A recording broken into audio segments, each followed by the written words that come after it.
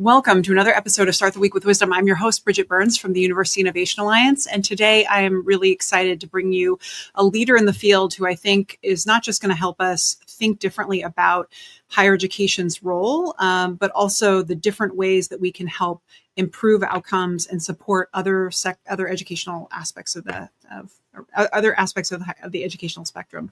But first I wanted to share that Weekly Wisdom is sponsored by Mainstay, which is a retention platform that is helping institutions around the country to be able to communicate better with students in real time and respond to their needs. And they have done the thing that we all love, which is engage in peer-reviewed research to validate that what they do actually works.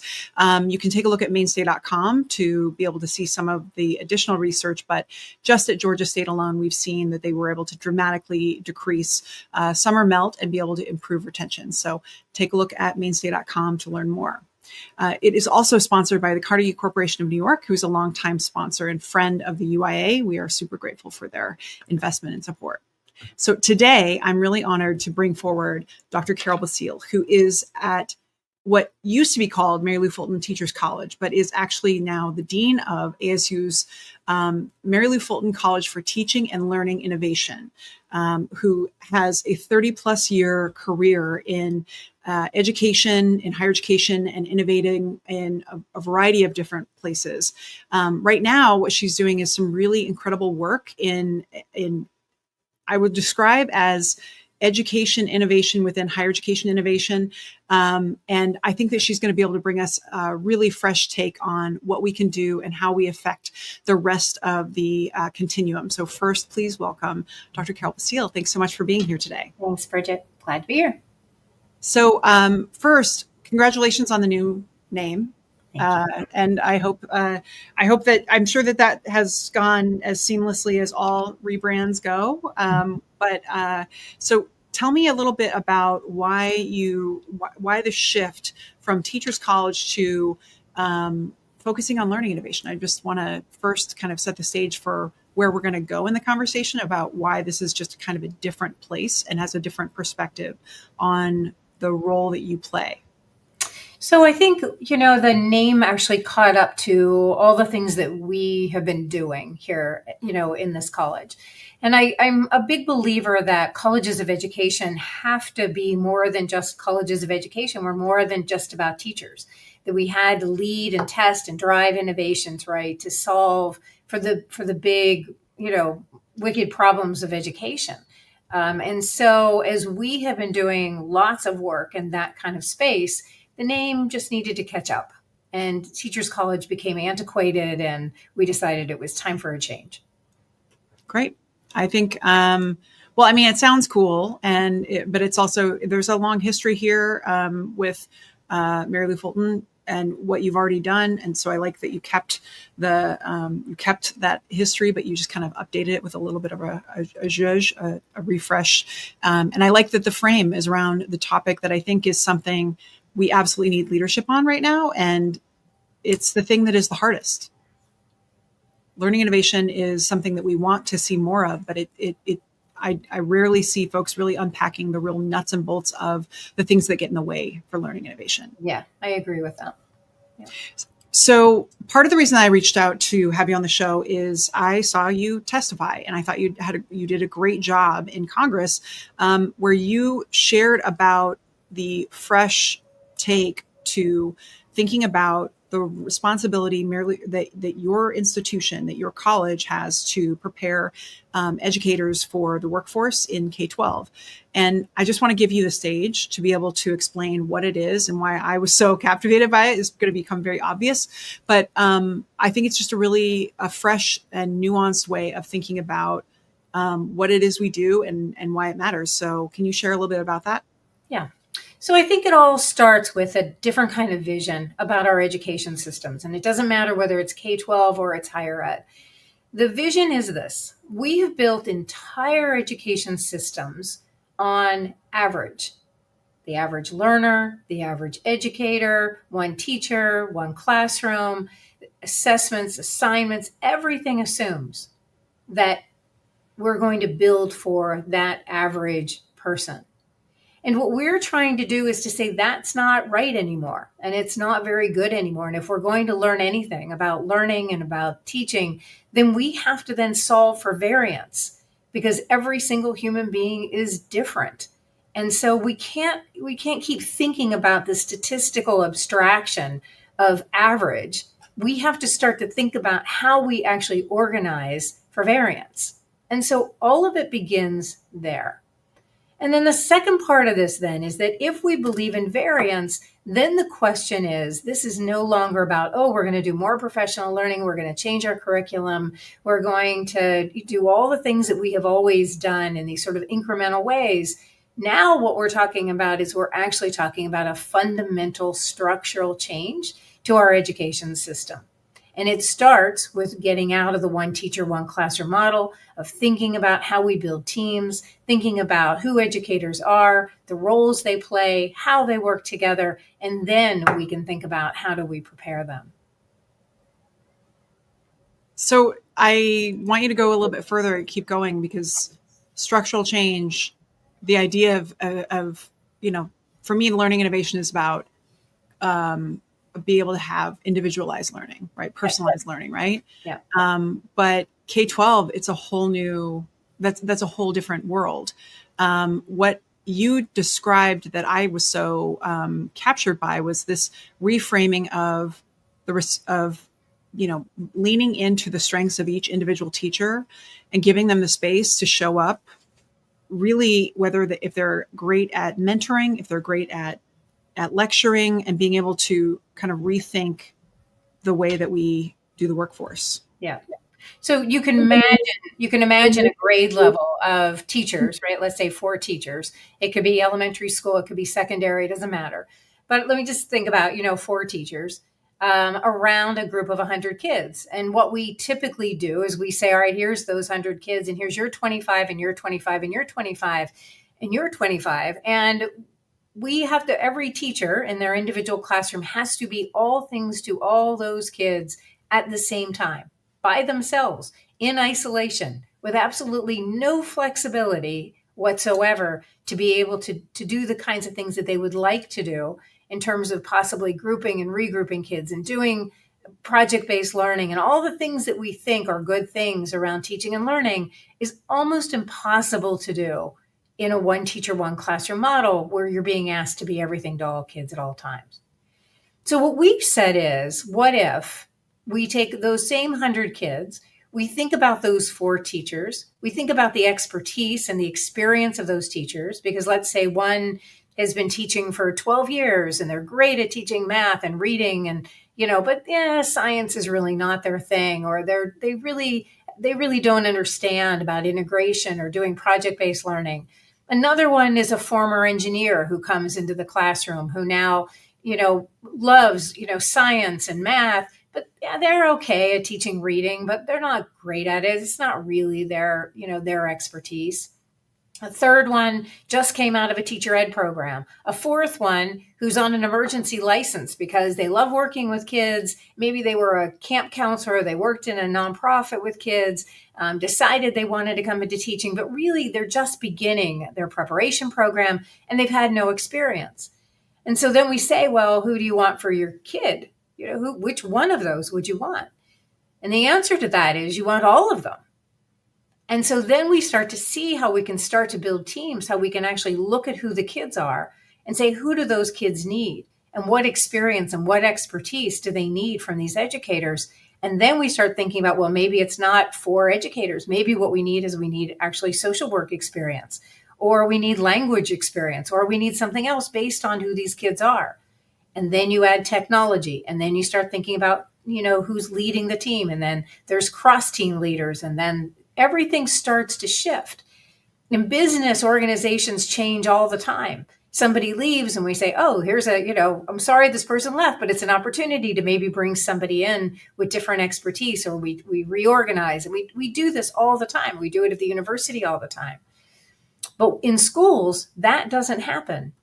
And so this idea now of strategically staffing around a group of kids based on who the kids are individually, not on the average, not on the statistical abstraction, right, of average. Now we start to think about variance. Now we can start to think about, well, how do schedules need to change? What is it? How do people start learning from each other in real time? How can a teacher take off to go to the bathroom, or to go to some professional learning, or to go to their kids' show at their school? Or how do we create a more flexible environment? So at the end of the day, what we're saying is this is not only a better learning environment for kids, because now we can start to dynamically group and we can think about what that looks like in a different way, but we also have a better working condition for the educators who are there. So all of these things begin to happen as we think about structural changes, not just program, project, activity changes. And that's been what's really been at the crux of what we're doing. I love how you, first off, just the fresh way that you're thinking about this, but when you you used the word workforce development, it just, around for teacher prep or for K-12, I don't think I've ever heard anyone use that term. And we're just coming out of COVID, where it was very clear there was a burnout. There were major issues. You got phone addiction happening in schools. You've got truancy issues. You got changes in state policy that make it so that teachers can't actually do anything when students are just not showing up for class, in all these different complex issues. And then to think that you were zooming up and thinking about workforce and making, and these big, broad, strategic frames. Where did this come from? Like where did you get this idea? Because this is years of thinking about very fresh. Yeah, years of thinking about this, right? And it's also important. I my first 15 years of my life, my working life, were in business, and so we thought about workforce all the time. And so this is, we looked at this and we said, wow, this is not about teacher shortage, and it's not about some of the things that we continually talked about, retention, recruitment. Everybody had a retention committee, and how are we going to recruit more teachers and all that. And you look at this and you say, well, this isn't any of that. It's not about teacher shortage. It's not about recruitment. It's not about retention. It's not about, kids not coming to school. It really is a workforce development issue. It's about who are the people in the teaching profession today, and how do we start to think about how they're utilized and how we deploy them, and, who they are and what kind of roles they play. And then where is technology in all of this? And all the things that you just named, we think we're beginning to see that it solves for a lot of these issues that we have been concerned about for a very long time, because it changes the structure of what schools look like. And so that's this is something that other, technology thinks about workforce, other disciplines, other fields think about workforce all the time. Education never thinks about workforce or workforce development, because we just think about teachers and the average and all those kinds of things. And so this was a way for us to really step out and say, this is, when you really get to the heart of all of this, it's a workforce design, workforce development problem. So I do want to talk about the innovation, the technology piece here too. That if you look at it this way, how is that changing your thinking about online versus in person? Is it, or is it not? I'm just curious, because I also... They're all modalities, right? They're all tools. And so what you're trying to do is you're really trying to drive this idea of how do we make sure that every learner, every educator is on a path to make, to make sure that they are getting to where they are thriving and they are reaching their human potential, both educators and learners. And so technology then it becomes a tool to be able to help us to get there. And so we're seeing different models of schools where people are using technology at the student level, obviously AI, in order to personalize, in order to start to think about how kids learn, or the pace that they learn, the way that they learn. How do we actually know what they're learning, how they're learning? AI is a game changer in terms of assessment as we start to look at inputs instead of outputs, so that we can actually see how kids are solving problems, how they're thinking, what the questions are that they ask. That's, what their logic is, all the things that we've been wanting to expand in terms of how we assess and think about broader assessments. And then there's also at the teacher and the educator level, lots of products now that are coming out around how do we help teachers group and regroup kids based on formative assessment. And they can do that, right, very, very quickly, because now we've got AI to help. How do we have AI that helps us to think about the strengths of teachers, the needs of kids, and start to build teams that actually make sense based on experience and expertise?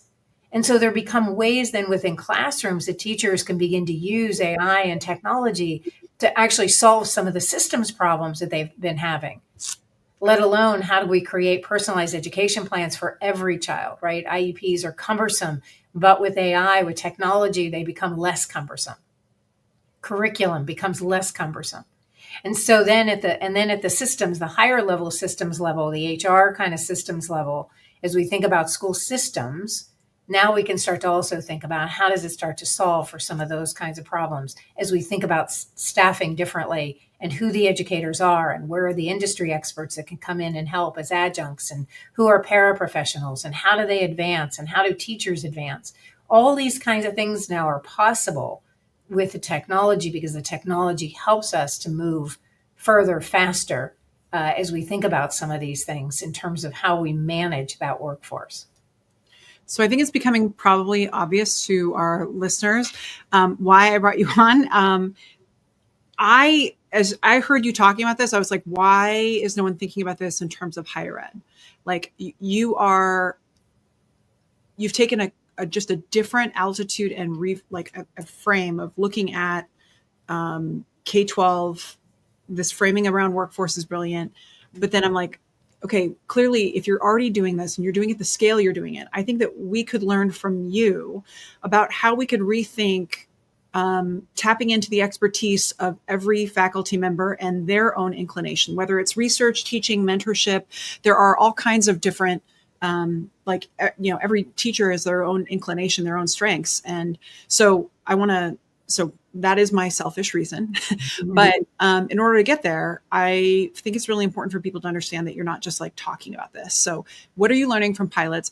From what I recall, you are not just like, doing a tiny little pilot over here in the corner. You're actually talking about doing this, implementing it with lots of students. I believe it was Mesa School District. Mesa started. Kyrene actually had the first school. Mesa took it and scaled it to about 42 of their schools. Right now, we're in about 150 schools in 17 states. So we're impacting about 27,000 students nationwide. We're seeing this move globally. We're in the Netherlands. We're seeing some schools there. They sent about 100 people here this year. We've had about 2,000 come visit schools here over the last couple years. So there has been a lot of interest, a lot of states that now want to move this direction, that see this as a way to go. And how do they, figuring out how they give permission to schools and school systems to actually move this way. And so this is more than just an idea. It's something that people are actually trying. Now, context matters. Every one of these schools is probably doing this in a very different way at a different pace. It all starts small, right, with one team, one great school leader, one team. But what we're finding is on both sides of this, teachers are happier, they're more satisfaction. We're seeing less absenteeism of educators. All of the positive things that we would hope to see, teachers that were going to retire that now, are going to stay, maybe for, we don't know how long, but they're definitely staying longer. We have cut we've increased the retention of teachers. And on the student side, we're also seeing fewer disciplinary actions. We're seeing, better attendance. We're seeing kids that are saying things like, now I'm more than just a number. My teachers know who I am. I'm getting better instruction. I have more people I can go to. When I need more time in math, I get more time in math because the schedules have changed. So we're seeing on both sides of this, right, that there's really positive benefit. So the more research we're doing, the more schools that we have an opportunity to do this with, the better we are in terms of seeing the impact and this sort of domino effect of simply, the minute you say we're going to, create a system for variance, and we're going to get rid of this one teacher, one classroom, egg crate model of schooling, then lots of other things happen. There's a huge domino effect to what happens and how teachers can think about their own autonomy and as they think also about accountability. But those two things have made a tremendous amount of difference. So you testified about this in Congress, and I'm just curious if are there any levers, whether it be state or federally, that when it comes to policy around education, that there's something being underutilized or something that you've learned from this work that if you could magic wand, that there's something that could be done that would make this happen either at broader scale or would better align this kind of innovation work with what we hope will someday happen in higher ed. Yeah. Well, I think it can happen in higher ed, and we are doing this, and we are thinking about this, right, in higher ed as well, because I think, the role of a faculty member is going to change. There's no question about it, that the role is going to change. They're going to have to work differently. We're having to think more about, where kids are headed and workforce development from that perspective. But I think that, that there's an opportunity here, right, to re-envision what higher ed looks like as well. But I do think, right, that at the end of the day, that for most of the schools that we're working with, it is about a little bit of money, right? It takes some money, right, to enact change, but this doesn't cost more. These models are not costing more. They can't cost more. We're dead before we start. But what they really, really need is they need permission, right? We need a movement of people who are saying, yes, go do this, because this is the right thing to do. This is a good way to think about this. In terms of thinking about restructuring. And so a lot of this has to do with, a lot of permission, right, from all kinds of levels, whether that's federal or state or local levels. And then it is some incentive to go do this or to try it and to see what happens. So you are, I think my last question is just in general about how you balance. You obviously are working on the front lines of innovation. You've reframed your entire college around learning innovation, and now you're actually doing this, which I love. I mean, the numbers you're hitting are incredible. Like, I don't ever hear anyone talk about piloting and people already scaling their work at this stage. Like, it's just really impressive to see what has happened in the last few years. Or how long have you been doing this, by the way? We started this about 7 or 8 years ago. Okay. Because it feels like I just heard about this when you spoke at South by Southwest, and then it feels like it's gone viral to some degree. But you're dealing with both institutional innovation and political. There's political resistance around K-12 reform and institutional resistance to change. You're hitting all of it. And I'm just wondering if you've learned anything that you can give kind of coaching for the rest of us. How is it that you navigate this? Like, do you just like head down? I think you're always bobbing and weaving, right? It's like, rule number one in, boxing. But, I think it's one of those things where you just have to keep doing the work, right? If you know it's the right work, if you're seeing the right kind of results, then you got to go where you can go, right? And so one door closes and you move to another, you move in another direction and you find, the willing, and it's all about that. And there are people who come and they get it and they're ready to go and they go. And there are other people who come and they get it and, okay, not yet. We just can't get there yet. I don't have the right school board. I don't have the right this. I don't, and it takes a little bit longer. And then there are others who don't get it. And so you got to move where with the willing. And I have a fantastic team of people who have been just incredible about this. We have been very, very successful with foundation funding and federal funding up to this point to really make this thing happen. We are hoping that we can really scale this. We think that it's an incredible opportunity to really rethink our education system, and that's I'm agnostic whether that's public, private, or charter, because they're all pretty much look the same. But I think that's that's just the opportunity right now, is find the willing, and that's where we're going, and we just keep moving. And if somebody says no, we go somewhere else. But but the vision is very, very clear. about what we want to do and, how we're going to get there. And then we see what comes up as technology changes, as, others are getting into some of this space. We're going to keep moving. We have to keep doing the work. I love it. This has been super inspiring. Admittedly, I fumble a bit talking about K-12 just because I know that as much nuance as there is about higher education, which I am, intimately familiar with, I know that there's a lot more nuance that I can step in it when it comes to talking about a different sector that feels familiar, but is actually very different. And so I feel like you have, it's a bit of a master class on how to think differently about the way that we can influence, but in a good, I think the word influence even sounds kind of harsh. But we can better serve K-12 because we do produce the teachers, and to think about from this fresh workforce development perspective, the fact that you're having such significant impact on what you're learning and how relatable and translatable I think it is to higher ed is just 10 out of 10. I'm super impressed. So I thank you so much for sharing just a taste. I think we're going to get more questions and people are going to ask for another episode, and I am happy to give that to them. So Dr. Basile, thank you so much for being here. And I wish you nothing but wins at your back as you move to the next chapter. Thanks. Thanks so much.